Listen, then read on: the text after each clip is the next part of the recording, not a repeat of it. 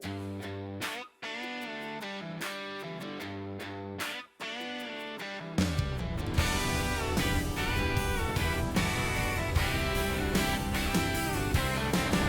up, YouTube? Welcome back to the Mini Tripper Build Series, where I'm building a lakeside micro cabin from the ground up. In the last episode, we assembled the trailer. Today, we're moving on to the floor. Let's do it. Alright, quick recap for the people that are new to the channel. I'm building a lakeside micro cabin on a Harbor Freight trailer that I assembled in the last video. 10 years ago, I built what I'm calling the concept, that I've refined and redesigned into what I'm calling the Mini Tripper, a line of small 4x8 micro cabins I'm hoping this video series can help bring to the world. In the last video, I talked about a treatment I'm going to be using on the floor, and today is the day. First thing I needed to do was mark all the holes that will need to be drilled to attach the cabin to the trailer and to clear all the bolt heads that hold the trailer together. Then I took it back to my house to drill all the holes.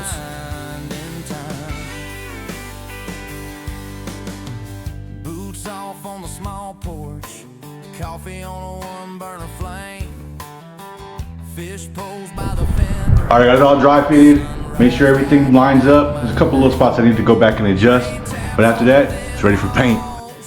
Here you guys will finally get a glimpse of the exterior color that we're using on the cabin. I'm using the same paint on the underside of the floor to give it some extra protection. I ended up putting 2 coats on the underside and all the edges.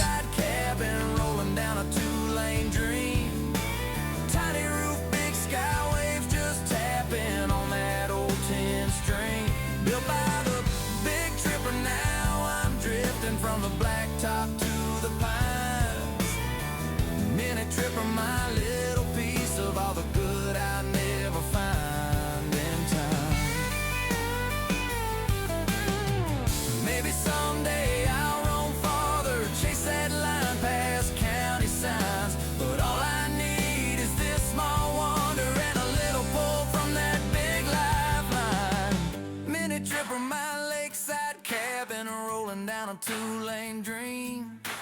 Tiny roof, big sky waves just tapping. Alright, the top is almost ready for paint. Last thing we have to do is get all the little holes filled, the knots, and any imperfections like that. So I've got pretty much everything done. I have this one last little spot right here that I'm gonna do. So I just got some Mike's Rock Hard putty, water putty. It's just a powder. You just mix it with some water to a nice little putty like that. And you're just gonna take it, smear it into this gap right here.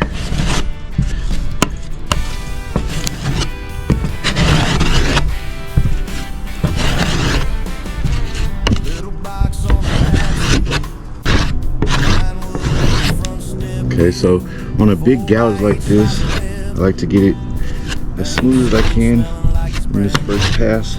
So you see me kind of move it around and smear it and everything like that. And I'm gonna let this dry.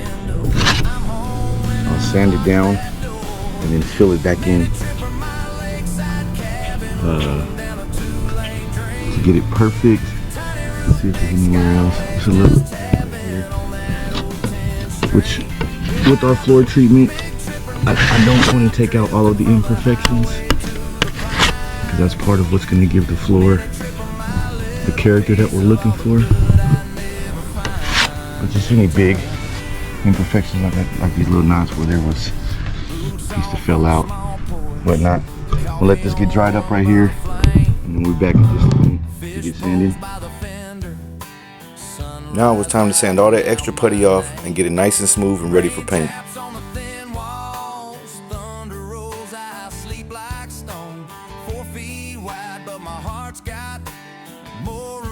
I'm going for a farmhouse vibe on the interior, so I'm doing a layer paint technique on the floor that'll give it that rustic farmhouse look. The undercoat is the same blue as the exterior, and I'm just rolling this on to get a nice base for the top coat.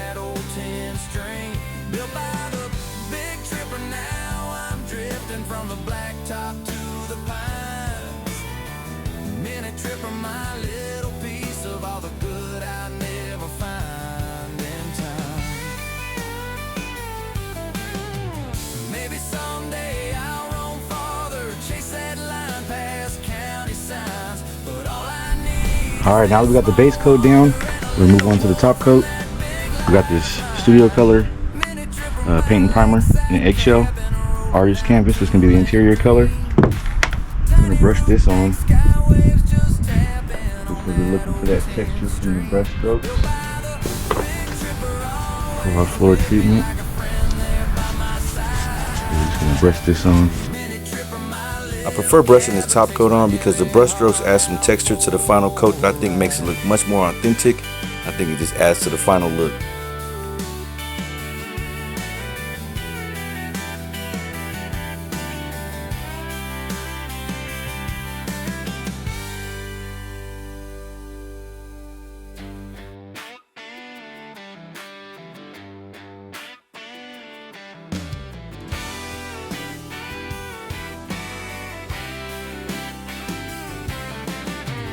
Little box on an axle, pine wood and a front step view, 4x8 slice of heaven, paint still smelling like it's brand new.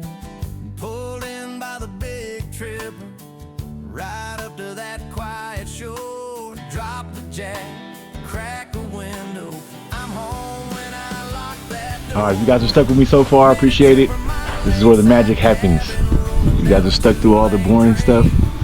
Now we get to the meat of the floor treatment here. So we have a base coat of blue and a top coat of white brushed on. What we're gonna do now, you guys can already see the texture coming through with the brush strokes. That's why I wanted to brush it on, so we get that look. Now we're gonna take our sander here, give you guys a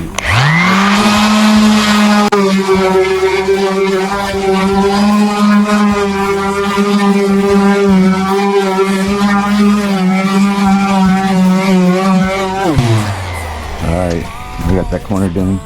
You guys can get a little idea of what we're going for.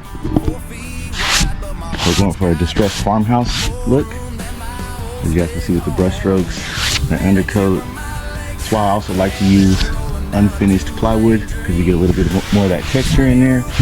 Adds to the look. And you get the rest of this floor done, and you got to look what it looks like at the end. I sped this up a lot, but it was about 20 minutes of sanding to get the entire surface worked over.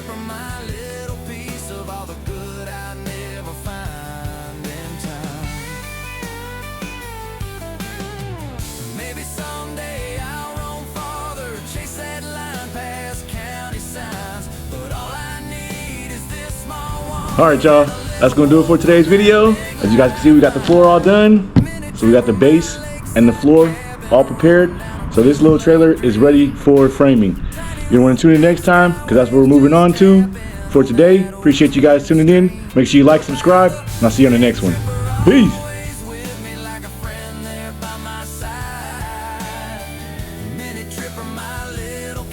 Takes my heavy